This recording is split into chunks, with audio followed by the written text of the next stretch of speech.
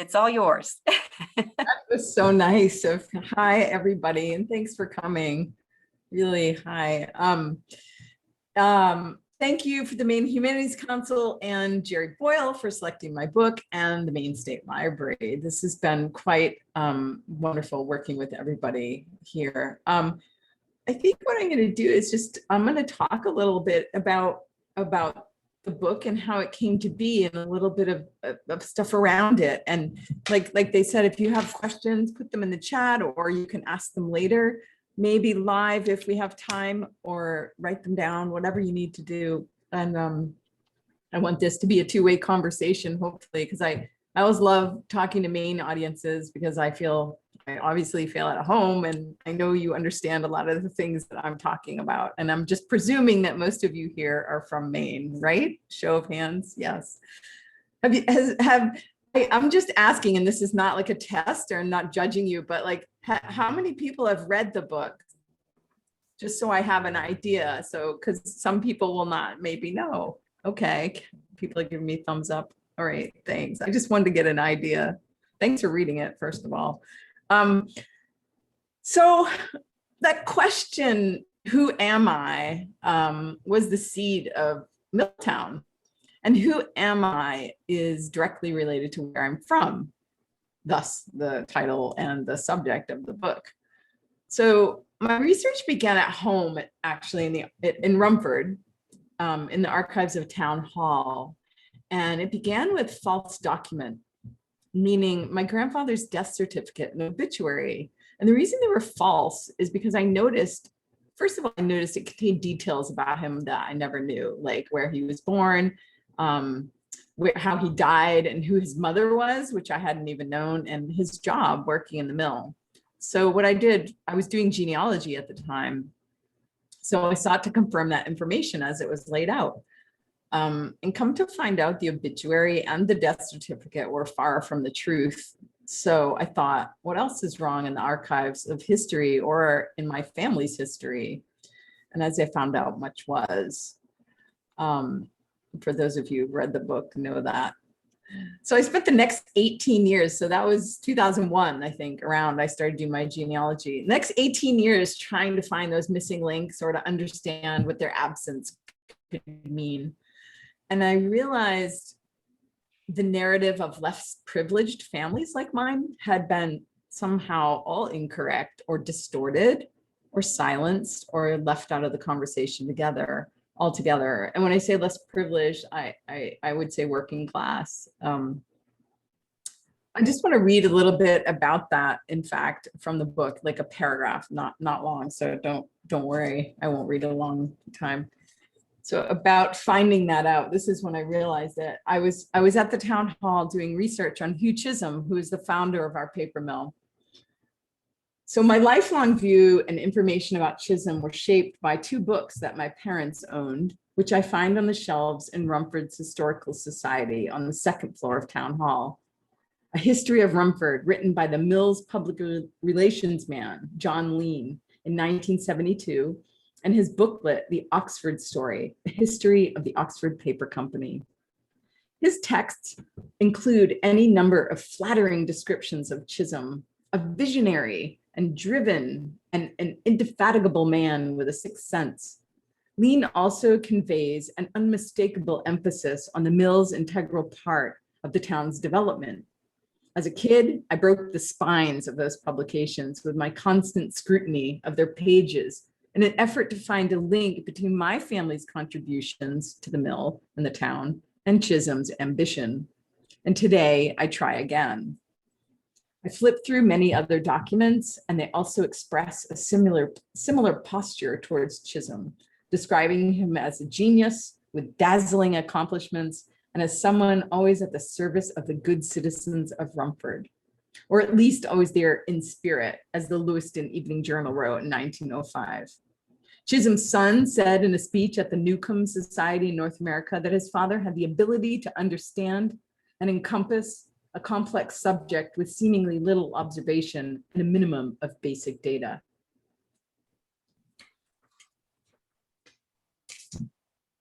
So all the things I found about Hugh Chisholm, I mean, I just really wanted to find a human being, not like a marble statue, which really existed below in the town hall, but even the documents in the archives and in the historical society were kind of like a marble statue. They were impenetrable. You didn't really get an idea of who he was as a man, because nobody's perfect. Nobody is a marble statue. So I kind of aligned that with, how many of you have been to see Old Man of the Mountain when it existed up in New Hampshire? You remember that, right? The granite face of the old man. So this is kind of what I was thinking about too, after I got done with my research at town hall. And I'll just read this paragraph and then I'll talk a little more. While Chisholm may dominate the recorded history of Rumford, the specter of my ancestors looms over me, as did New Hampshire's Old Man of the Mountain, the naturally occurring granite relief that looked like a human profile when it approached from the north.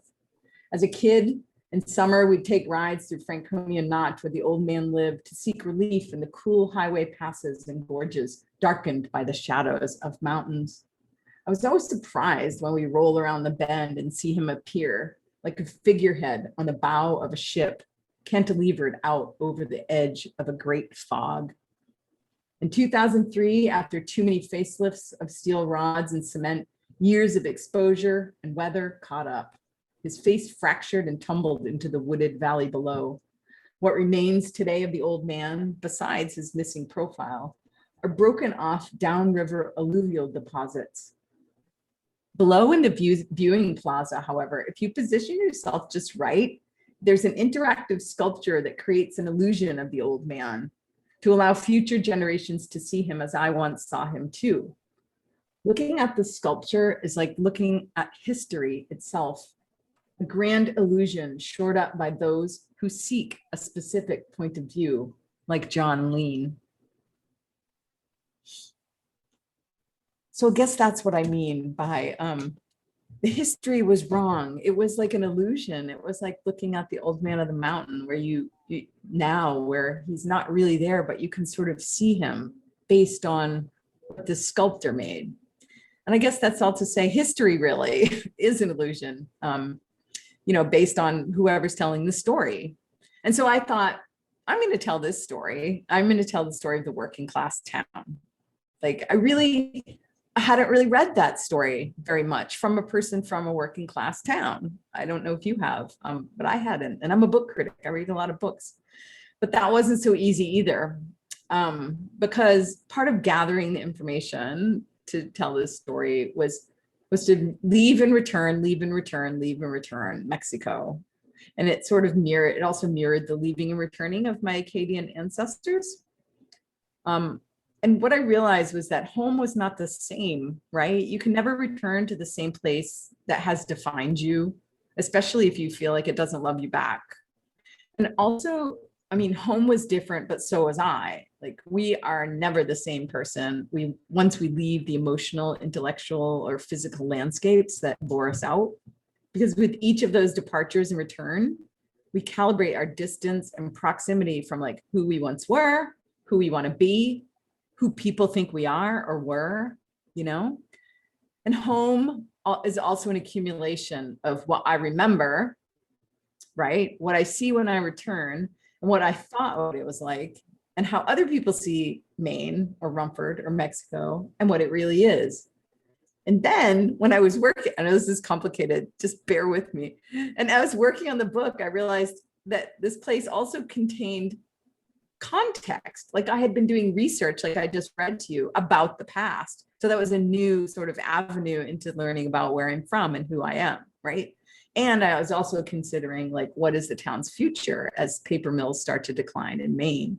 So all of those things sort of work together to, craft what home is and what identity is, which I think the two are not, you can't take them apart. So that said, too, one more paragraph, and then I will stop reading, but keep talking. I hope you're coming up with millions of questions. On that note about home, I had been, it's funny, while I was writing the book, I mean, this kind of all happened in real time as I was writing books. So this is what I was thinking about when I was thinking about those things. Connecticut is where I live, but home is a separate taxonomy with an inescapable cloak of influences of church suppers and icy ski slopes, a backyard game of tag, or the bright reckoning of the sun at day's end. It's a sloppy first kiss, coon lions who brought us sugared donuts on Saturday mornings, or those choke cherries that grew along the neighbor's hedge. And it's the mill that I finally got to see. I went on a tour while I was writing this.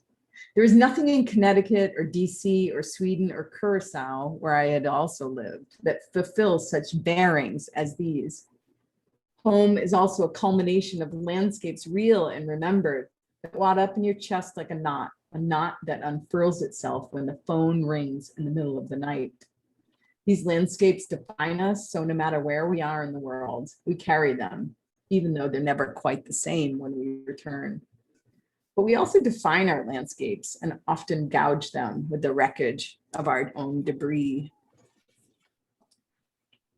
Speaking of debris, so as I was researching, I started accumulating information like a river accumulates debris, really. And like our DNA accumulates toxics.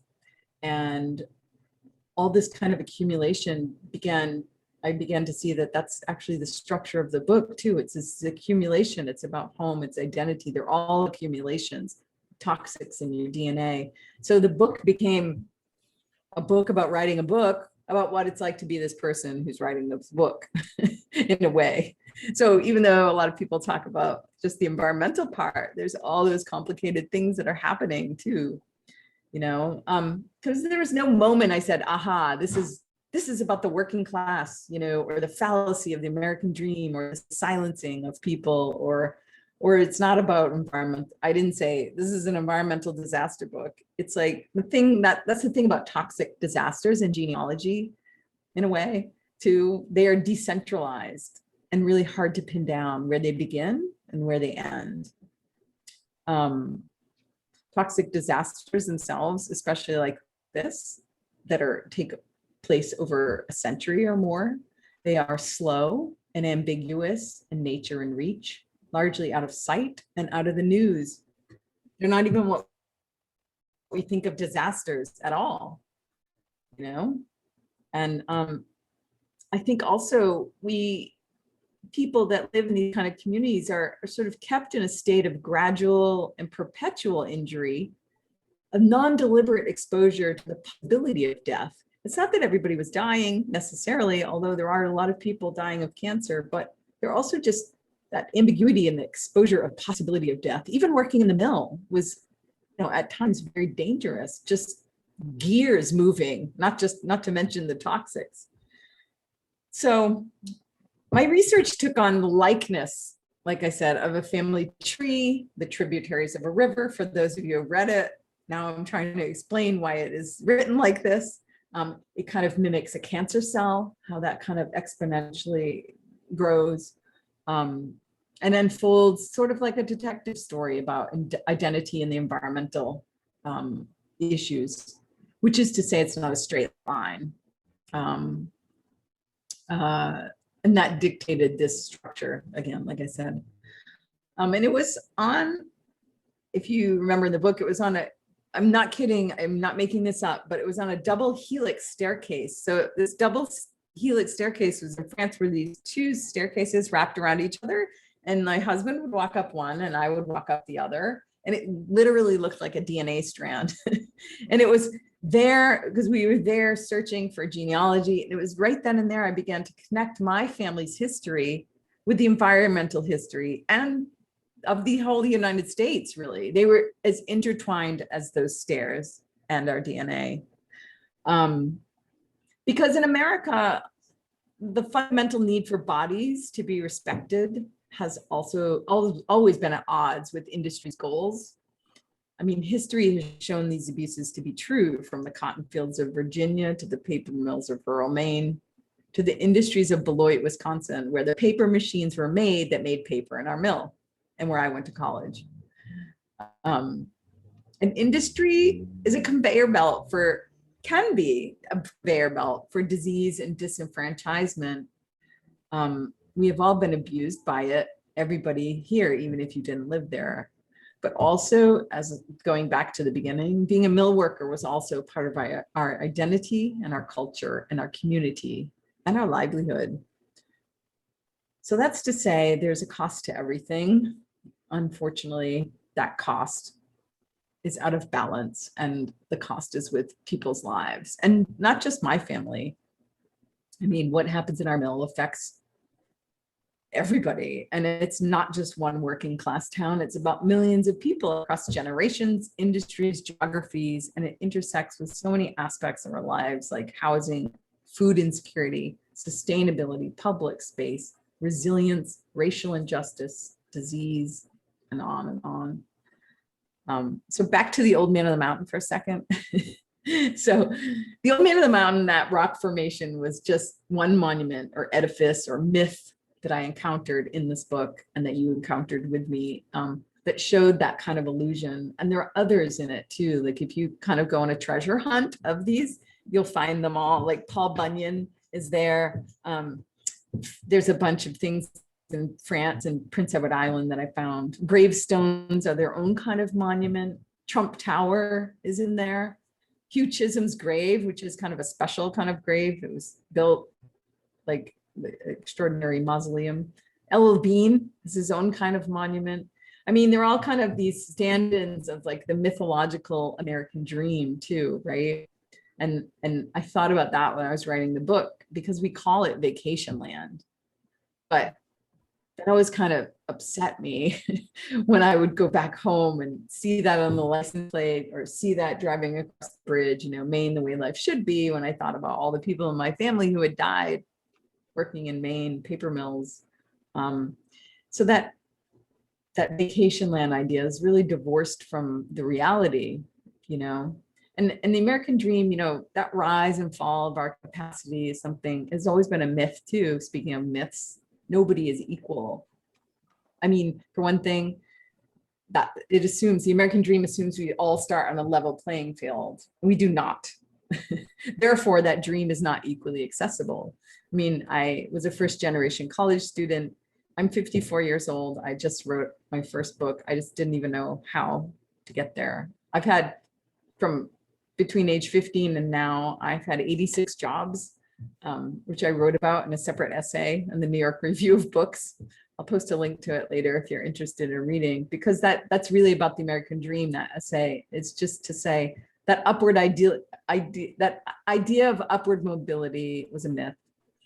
And I also thought a lot about the idea of upward mobility through education and hard work. You know, education too was part of this. But implicit in that promise about the education, like you should go to college, you get an education, was also an insult to the people from my town, because if you don't go to college, then you're a failure. And inherent in that idea is that the working class jobs are not as valuable. And I wish that could change, you know. So if you think about that, and then as manufacturing has declined since really the 70s and 80s, so did perceptions about our identity, about working class identity, and about the people in these kind of jobs. And that paralleled the quality of people's lives. If people start looking at you, like I said, identity is not just who you think you are, it's who other people think you are too. So if people's perceptions of you are bad, then how good is your life going to be, you know? You know, and for 40 years of policies that have valued corporations over humans, which I also write about in the book, and our strike, that didn't help either. So anyway, we've long let, I think, certain populations drift in these peripheries where it's hard to see, or we don't bother to look. Yet these are the same people that live on the front lines of environmental disaster, a razor's edge of social inequity, and at the ends of human dignity. And I really wanted to try to correct those myths with this book. that's all I have to say. No, it's not all I have to say. I have so many things to say, but I'd like to hear what you have to say. I'm going to look You at have one question in the chat actually already, Kerri. Yes, I'm looking right now. Well, thank you for Kartika for having it in your possession near the top of your to read pile. Thank you. Bobby Beavers says a book that needs reckoning with by the state. Yes, I agree. Where are you, Bobby? I'm gonna find, there you are. Yeah, I'm glad you mentioned that. So I'm gonna read the rest of her comment and then I have a comment about your comment. I'll be talking with my friends Cheryl Briggs and Ken Terrio, with whom I served in the Maine House. Sadly, I have to leave at 6:35. Oh my God, I'll quickly answer this. Thank you for all of that. The thing is, Janet Mills has been given 10 copies of my book probably by so many people. And I was told that she responded with, well, I don't want to, I think that book is really negative about Maine. And I thought, well, I don't think it's negative about, I think it's just about ordinary people, like my family. I'm like, how is that negative? It's about people that live there. And it's also, it does address some problems, but like, that's her job. I'm sorry, Janet. I like her a lot. I think she's a great governor. I'm glad we have a woman as a governor. And just before the pandemic hit, I got invited to this Acadian event at the State House, at the governor's mansion. And but I haven't heard from her since. So I would really like it. I would like her to just like look at it and address it. I'd love to talk about it with her and not ignore it, because ignoring it is really part of the problem, the silencing. And it's just I haven't heard, everybody always asks me, how did the town accept your book or what? Everybody in the town's been really positive, but I've heard nothing from state representatives, senators, Mills, nothing, like radio silence. I know they all got copies of the book because I sent them personally copies, and I know other people have given them copies. So thank you. Please bring it to their attention. I'll send you books if you want to give to them. I have some here. You just send me your address. My email is on my website. You could just email, or I'll put it right here for anybody that wants to email me. Hold on. So thank you. I'm sure most of it, and here's Tani and Ben say to all of us, I'm sure most of us are thinking of Monica Woods when we were the Kennedys in comparison to your book. What do you think of her book, and have the two of you ever talked about your experiences? Yes, that's a great question. I reviewed her book when it came out back in 2000. Maybe it was like 10 or 11. I was writing book criticism. And here's what happened though. I was looking at books that were coming out. You look at the books that are coming out in the next 6 months. And I saw this book about Mexico, Maine. I was like, you've got to be kidding me. Like, I just started working on mine. And I was like, how many books can there be about Mexico, Maine? It's like, there's 2,000 people there. And I was really upset, and I thought, I'm not going to work on this. I mean, I really hadn't quite decided anyway. But the first paragraphs I wrote in my book stayed pretty much the same. And then when I read hers, they were so weirdly similar in some ways. I burst out into tears when I first read the first few pages. It was just like very moving. And I think that her book is really a memoir about her father more than it is taking on, bigger issues about the working class and American dream and all this kind of stuff, environmental disasters. She kind of skims through that, but that's okay. That's what her book was about. She shouldn't have written what I written. I shouldn't have written a book. We wrote different books. And yes, we did have a conversation about it. We were at the Blue Hill Literary Festival last year, and it was so fun because Monica grew up down the street from me. She was a generation older, so I didn't know her, but my mother knew her really well. My sister was closer to her age, my older sister. And we had this wonderful event, and I have to find out if they recorded it, because it was really it was just like being home. We just talked about all sorts of fun things, just, unplanned discussion, mostly about, growing up in a paper mill town. We kind of skirted the, environmental issues, which was fine. We weren't there to talk about that. our books contain multitudes. So I love her book and I love her work, and she's just such a great, I mean, she's been a great supporter of me and I of her. So yes. Kartika, let's see there. Who's got questions? Does anybody want to ask me anything? Like, I can tell a little more if nobody has questions, but I would love to hear from you. Or just say comments like, what's your experience? Where do you live? I actually had one question for you. This is Allison. Okay. Yeah, I just wonder, from the time that you bore the book into the wider universe after you had written it, and then have had multiple, book talks and had questions from readers and what have you, has there been any new discovery from you from the moment you've written it to now, as you experience it through others' eyes? Absolutely.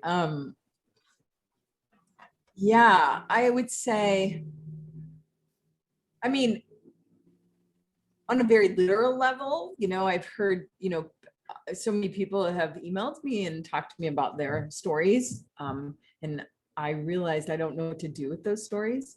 I don't know how to help, because I was like, the job of my book was to reveal this problem as a mirror to other bigger problems. So when people started emailing me their stories, I decided to start putting them on my webpage, as it's called the Cancer Yearbook. So I started that just because, again, to try to take things out of the shadows and not silence those kind of stories.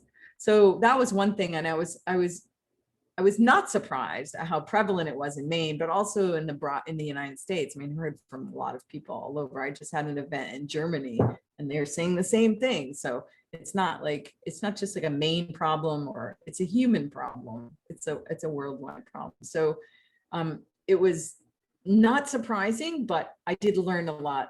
The other thing is, I like I said, I learned that I didn't know how to handle it. Like, I didn't know what's my role here. Like, how do I convert this sort of revelation to action, And people are always asking me that, what can I do? And I'm there's a few things that I just are so basic. I'm not an activist, so I say vote for people who want to keep you alive instead of wanting you to die. That's one thing.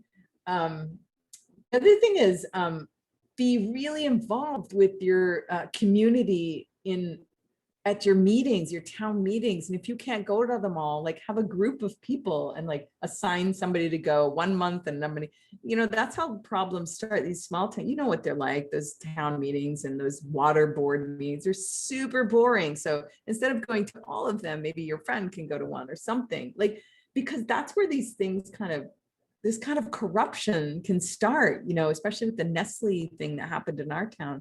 I don't know if it's corruption. I mean, it was legit, but it feels kind of slime bally, really, and the way it was done. But it's also, people weren't paying attention, but it's also, they had their meetings at 3:00. That's when the shift would change at the mill. And they were still to this day refuse to change their meeting time so that more people from town can go. It's just like, so yeah, surprising to find out that my story was as common as a housefly.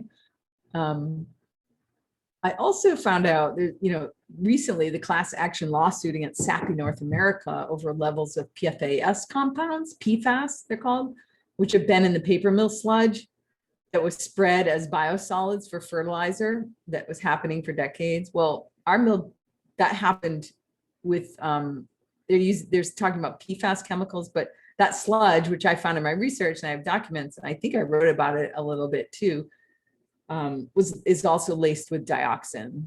So, but nobody's talking about dioxin. It's sort of another kind of like, nobody really wants to talk about it. They think it's all kind of taken care of, but it's really not. It's in that same sludge. So I've been trying to get some movement on that, to other people to deal with it, basically, like other journalists, lawyers, not me, So sort of pushing the responsibility over to other people. And another thing was that somebody contacted me, a friend of a possible whistleblower in Rumford, who doesn't want to go public, said there was some basically cover up at the mill recently that's worse than the crime, destroying evidence. So I passed that along to some investigative journalists. I don't really have time. I can't do it. I just can't. I'm 54. I have to like do something else. I'm gonna die just researching this because this project just keeps going on and on and on. Yeah. So I don't know what else. Yeah. I don't know where I was going. Yeah. What else have I learned? I mean, yeah, I also learned what this book was really about. The things I talked to you tonight about, I did not say on the first event I had, and I've had like 70 events or something or more. And I didn't talk like this at the first event. So it's definitely been a whole learning process. Yep. Good question. I'm going to read what other people say. Kerri, do you have another book in progress? I do. I can't tell you. There's some things I can't tell you, but I have a couple things in process. I have some essays about ordinary women, and I have a novel about an ordinary woman. That's basically what I can say. I'm also busy teaching right now for the University of Oregon. I teach environmental storytelling because that has its own set of special issues. I'm teaching it to academics who are studying in the environmental humanities, so like biologists or architects, and they have these really academic papers or books or dissertations, and I'm trying to teach them how to write so that it's readable for a broader audience, which is, I hope, what my book has done, you know. So yes, I have many essays and book reviews. I'm like really busy all the time. I feel like I sit at this desk all day, every day. As someone who grew up, this is Anika Black says, as someone who grew up in the toothpick capital, thank you for bringing your research. Sorry, my nose is itching. Thank you for your research and dedication of bringing the common Maine citizen. I know that's really, I don't know why Janet Mills thinks it's negative. I just think this is a book about ordinary people, and I really tried to write them as they were and not judge them, just write them, like see them where they are at and not come in. And I think it was John Freeman, who was my advisor in grad school and who I dedicated the book to, talks about Barry Lopez writing from a porch, not a perch. So that's what I tried to do too. And then Bobby Beaver says, I growing up in a small pulp mill, sawmill town in Washington State, and Paul Bunyan was part of our annual forest festival. My father was a pulp and paper chemist, transferred to New Jersey when I was 14. My father died of leukemia at age 72. I'm in my 80th year, so I really related to your book. Yeah, I mean, it's, to me, it feels like for me, and this kind of sounds horrible. It's not like what, it's not if I'll get cancer, but like when. And you know, for the older generation, it's actually, you're going to be less likely because these kind of toxics bioaccumulate in your DNA and in your body. So like the further up the food chain they go and the more generations they go forward, it's again, that accumulation I was talking about, the stronger they become. And if you look at some of the studies today, you know, they're saying that this is the generation that's not going to outlive their parents or something like that. Like it's I can't remember how that goes. I'm probably paraphrasing it really terribly, but they're not going to live healthy, longer lives than their parents did. That's probably none of us on this phone call, but the next generation. And Tawny and Ben says, we lived in Bedford for 6 years and still drive past the old mills frequently. Interesting to see them repurposed. I know, wouldn't it be great if they could has anybody here been to Mass MoCA? It's a museum in in Massachusetts.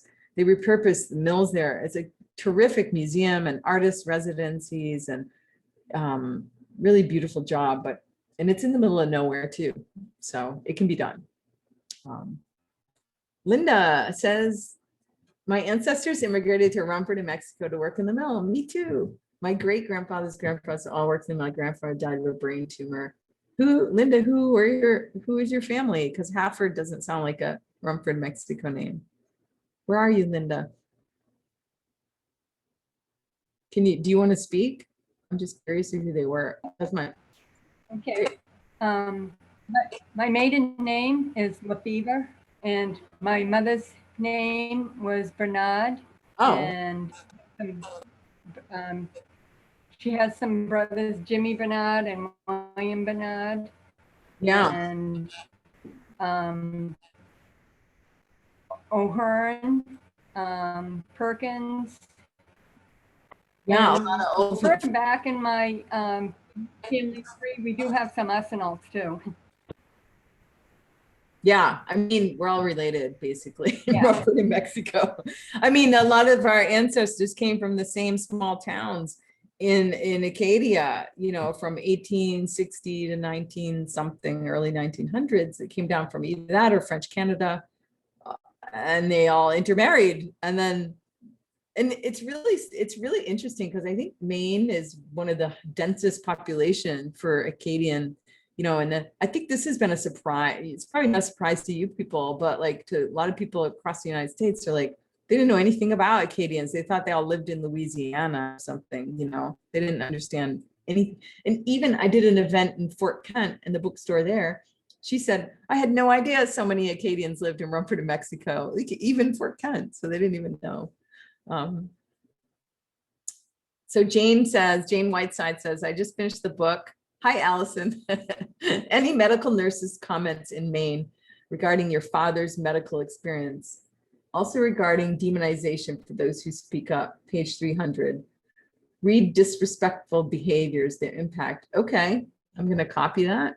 I'm a registered dietitian, not a negative book. Thank you. I don't think it's negative. I mean, I'm a curious person, and what I tried to do is follow my curiosity, really. I mean,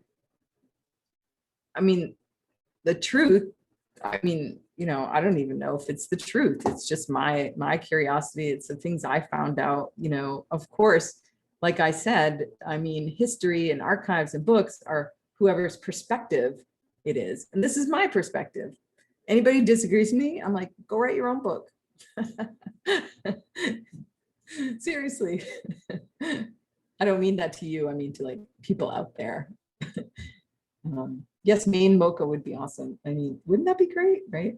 Kelly Burnham says, there was just so much in your book that I didn't know anything about. Same with me, Kelly. Like all of that, I learned as I wrote it, right? I mean, I did. You're learning like alongside me. That's why I put it in present tense so that like people felt like they were learning with me, because yeah, you need to read it all again to get grips with it. One of the things that really hit me, this is Kelly speaking, was the information about the shredded tires, that the mill burns all kinds of stuff and doesn't really know what its emissions are. Kind of makes a joke of EPA requirements. Yes, this is one thing that I would like to continue to research, is this tire thing. It's so fascinating because it was really hard for me to find information about, because all the states treat it differently. And they'll call it something differently. Like people call it a special fuel, and some people call it I don't know, they call it different things. They keep changing the name. And so they don't use the word tires in it. They call it pyrolysis or something, you know, I don't know. It's all, I'm not an expert. I'm just like a writer. So it's really, I am a good reader though, but it's like that language, you remember that chapter? It was like really, it's a joke. It's really a joke. And that's the other thing I say to people: vote, go to meetings. And I mean, part of voting is the people make these laws need to be sort of held accountable. This is the problem. It's not the mill and it's not the people making the paper. It's the people making the laws that are this crazy, that allow for such vague, ambiguous legal justifications for killing people, basically. Scott says, oh, that's just to me, Scott. Do you want me to read it out loud? Where's Scott? Scott must be on page 2. Well, I'm going to read it because I think maybe, well, Scott, I'm going to read this out loud. If you protest, I will stop. He's going to listen to my book next month while vacationing on the coast of Maine. Yeah, I read the book too. I did the whole audio book, so you'll get to hear me talking to you. My great uncle McLean ran a laundry in Rumford until late 60s, undoubtedly serving many of the workers and their families. Huh, probably not. They probably all did their own laundry.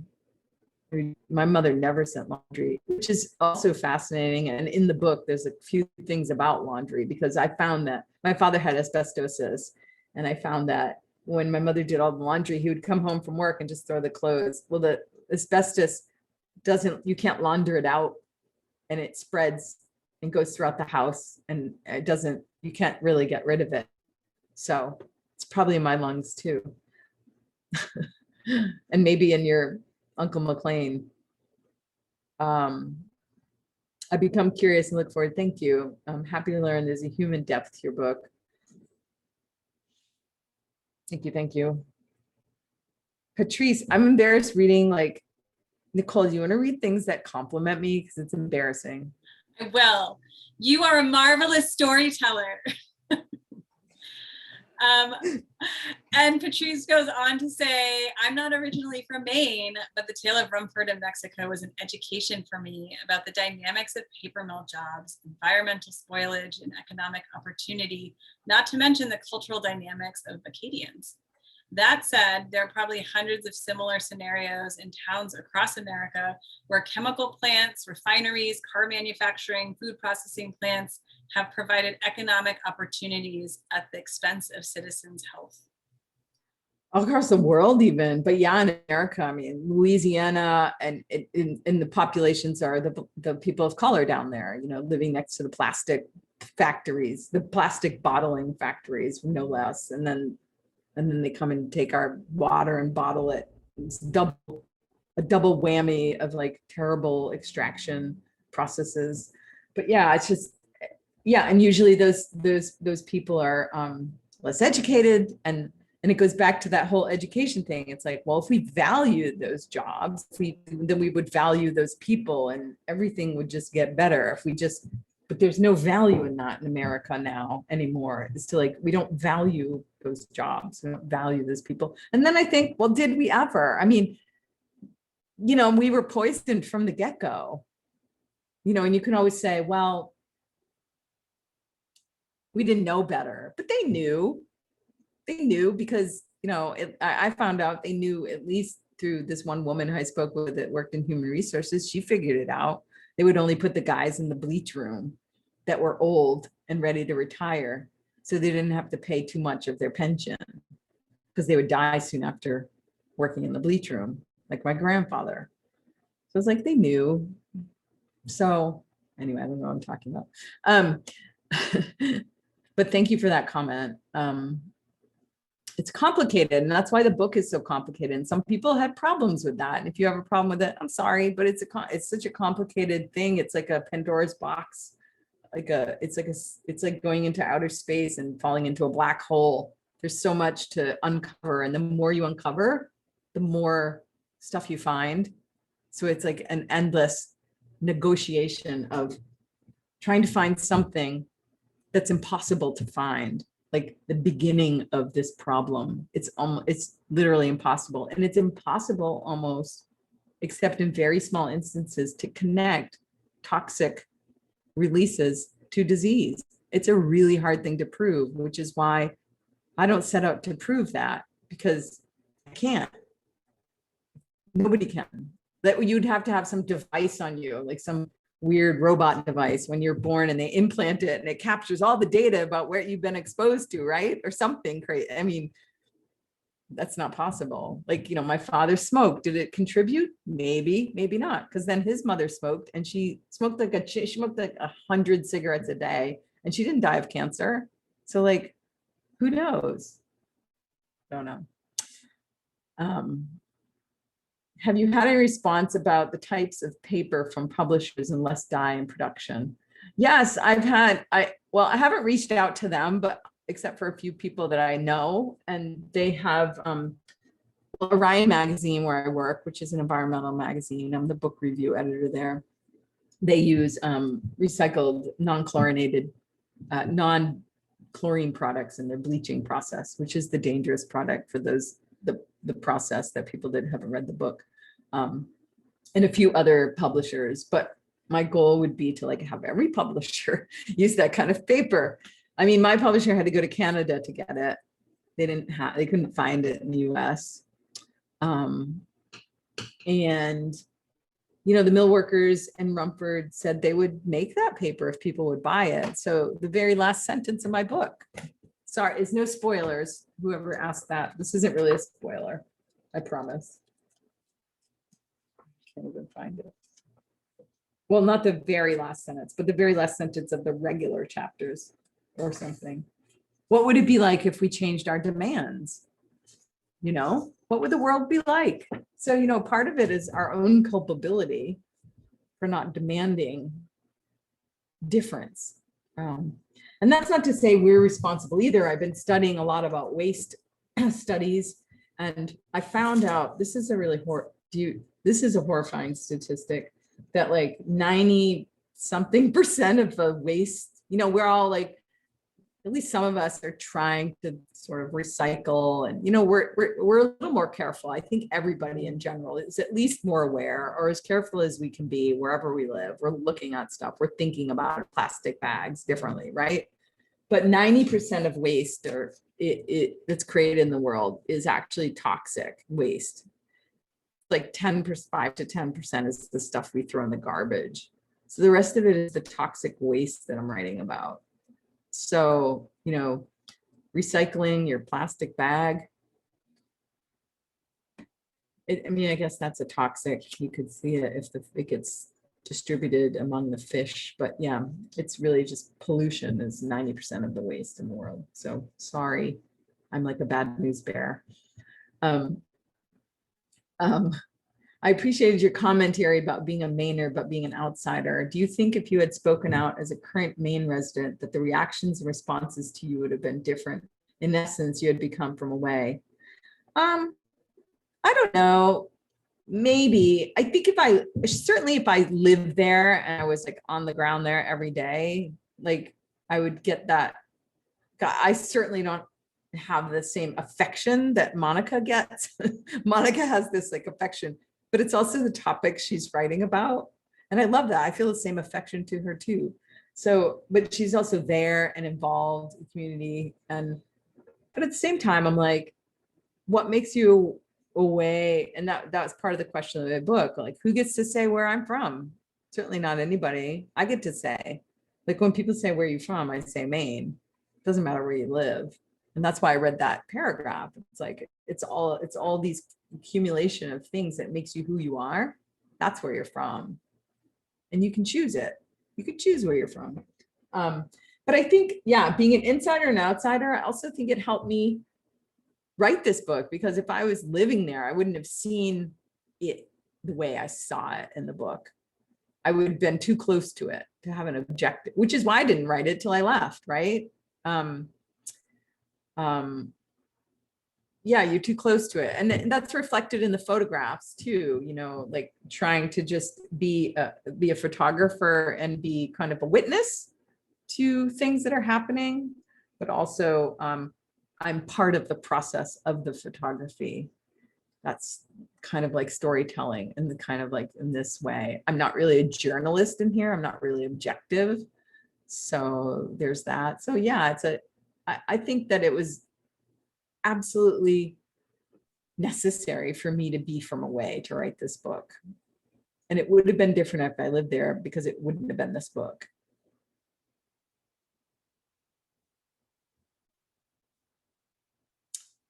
And I will fight anybody who says I'm not from there.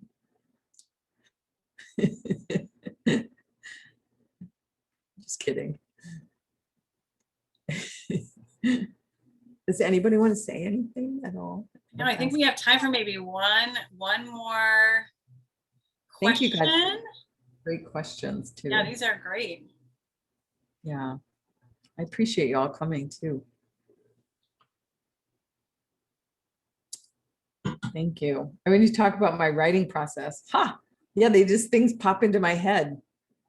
No, I've realized over the past year, I might have this thing called hyperphantasia. I don't know. I visualize everything in my mind's eye when I'm writing things. Like I've always been a very big visualizer, and I visualize everything exponentially. So I think I'm a very physical person. So I think that's, when people react, some people react, they don't like that kind of writing. So I feel like, I don't know, it's part of just like a bodily thing with me, both physical and visual. I don't really know how I write. I think it's like magic. I should tell you too that I'm at the end of July, it's on my website too. I'll put here, it's just, if you Google Kerri Arsenault, I think it's Kerri-Arsenault.com. I'm going to be in Winthrop, if anybody's near Winthrop, at their library. I'm doing I'm doing a library event there. They asked me to do it last year, which is so great. So I'm doing it live. And then I'm going to be at that bookstore, Mockingbird Books in Bath, Maine too, as well as the Wyndham Correctional Facility, but you can't go to that. That's just me. So, and a book group on Peaks Island. So I've got a bunch of things I'm going to be at. And dinner with Kate Christensen, who's a wonderful Maine author as well. She helped me when I launched my book. So if anybody comes to either of those events in Winthrop or Bath, let me know you were here and we'll have a chat. And then I'm going to come back in September when the paperback releases. I've got a bunch of events I'm lining up, hopefully in Rumford. Oh, you just took a class with Kate. She is wonderful. We're gonna cook dinner together. I've never met her in person, and we've done a few events together, and she's lovely. So somebody asked, are you doing a book group at MCC? I'm familiar with that program. Yes, I'm doing is that the Maine Correctional Center? Yeah, I'm doing the book group. They chose my book and they asked me if I would come, and I said, absolutely. I'm going to be there at the end of July. So, yep. Yeah, some really incredible women there. Yeah, so check out my website, just because I haven't had any live events, and that's why I'm asking you to go, because I want to meet people. I want to see human beings. I'm fully vaccinated, so, but wear a mask just in case. But yeah, please come to these events. So I'm like, if you're the only one that shows up, we'll just go have a drink. Seriously, I'll do like if you're the only one, I'll give you a free book and we'll go have a drink.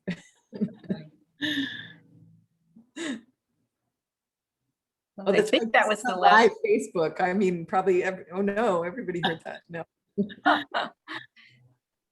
So I guess, was that the last question, Nicole? Yeah.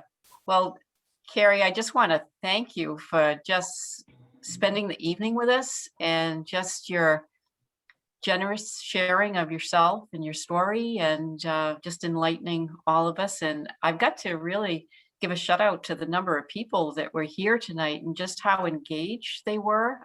Just really thoughtful and good questions, and appreciate the sharing. It's hard on the Zoom environment to accomplish the relationship building, but I think, it was definitely an engaged crowd this evening, and it felt good. So thank you for that. And I think on behalf of the others on the Zoom event tonight, and myself, will be looking to see you in person. Winthrop's close by. Winthrop's close by for me too. So. Oh, it is. So, oh, good. Yeah.